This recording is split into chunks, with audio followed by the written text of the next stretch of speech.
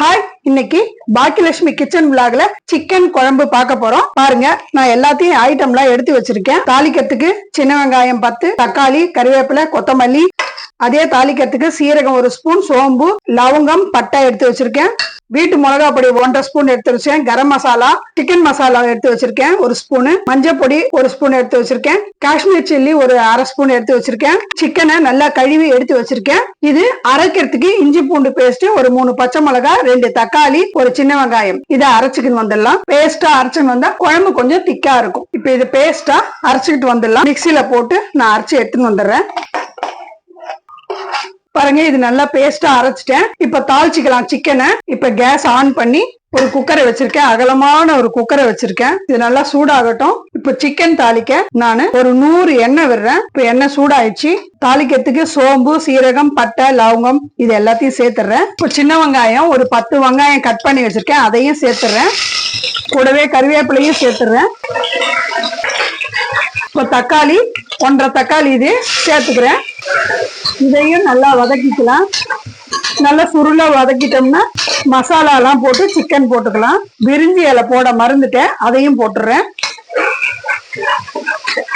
குழம்புக்கு தேவையான அளவு உப்பு சேர்த்துக்கிறேன். இது அரைச்ச பேஸ்டையும் சேர்த்துக்கிறேன். இது மாதிரி கொஞ்சம் அரைச்சி ஊத்துனா குழம்பு தண்ணியா இல்லாம கொஞ்சம் திக்கா இருக்கும். மஞ்சள் பொடி, காஷ்மீர் சில்லி, கரம் மசாலா, சிக்கன் மசாலா, மிளகா பொடி எல்லாத்தையும் ஒன்னா சேர்த்துக்கிறேன். இதுல கொத்தமல்லியும் இப்ப இதுல சேர்த்துக்கிறேன். கழுவி வச்ச சிக்கனு நல்லா இது சேர்த்து இது நல்லா வதக்கிக்கலாம். வதக்கிறதுலயே கொஞ்சம் வெந்துடும். இதுலயே எண்ணெயிலையும் இந்த மசாலாலையும் நல்லா வதக்கிடுவோம். அப்புறம் தண்ணி ஊத்தி நம்ம வேக வைக்கலாம்.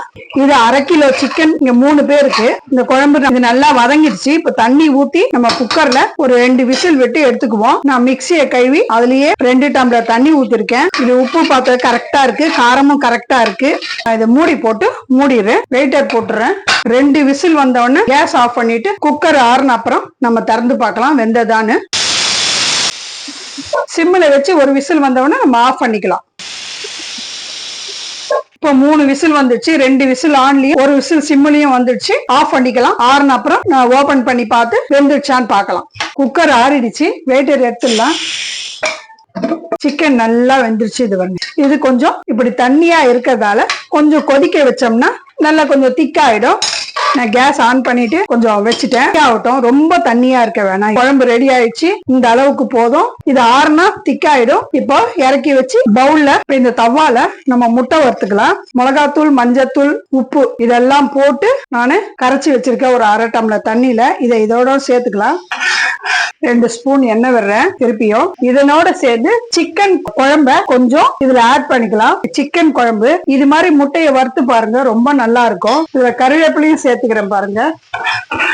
முட்டைய இப்படி நல்லா கட் பண்ணி போட்டா ரொம்ப நல்லா இருக்கும். சிக்கன் குழம்பை இதுல ஊத்தி முட்டையை வறுத்து பாருங்க, அவ்வளவு நல்லா இருக்கும். இது இப்ப இது ரெடி ஆயிடுச்சு. எடுத்து வச்சுக்கலாம். இந்த பவுல்ல எடுத்து வச்சுக்கிறேன் பாருங்க. இன்னைக்கு எங்க வீட்டுல சிக்கன் குழம்பு வச்சிருக்கிறத நான் வீடியோ எடுத்து காட்டியிருக்கேன். ஃபுல் சமையல் என்னன்னு பார்க்கலாம் வாங்க.